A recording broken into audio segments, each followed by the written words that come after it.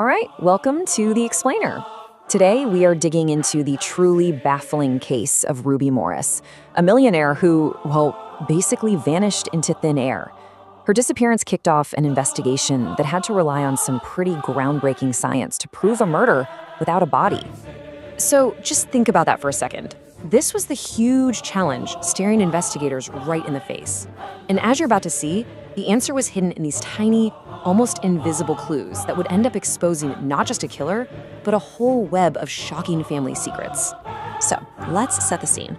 Our story starts back in June of 1989. Ruby and Earl Morris were these wealthy accountants, living the good life just outside of Phoenix. But one weekend, everything, and I mean everything, changed. Okay, so on June 4th, Earl takes off for California. His wife Ruby stays home, making plans to go furniture shopping with their daughter Cindy the very next day. But Sunday morning comes and goes, and no Ruby.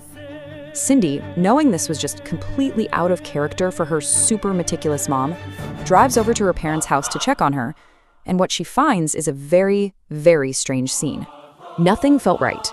Ruby's car was in the driveway, but parked weirdly. Inside the house, a faucet was just dripping, a carpet cleaner was left out in the middle of a room, and then, the most disturbing thing of all, the family's pistol was gone from its spot in the closet. Cindy knew right then that something was terribly wrong. She called the police, and what started as a missing persons case was about to become a whole lot more sinister. So when Earl Morris gets back from California, the investigation immediately starts to zero in on him. See, his story, it just didn't add up, and his alibi began to fall apart almost right away. Earl's story was that he drove home, but his car supposedly broke down, so he had to rent one. The problem with that?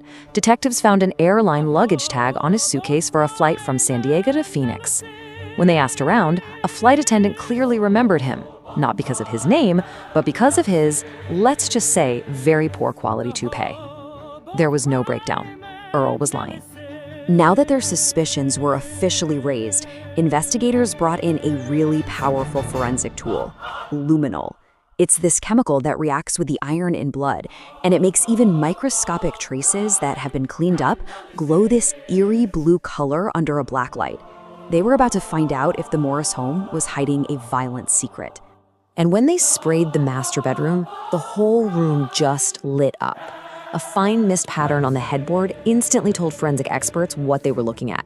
High-velocity blood spatter, the kind you only get from a gunshot. There's blood soaked into the mattress, all over the carpet.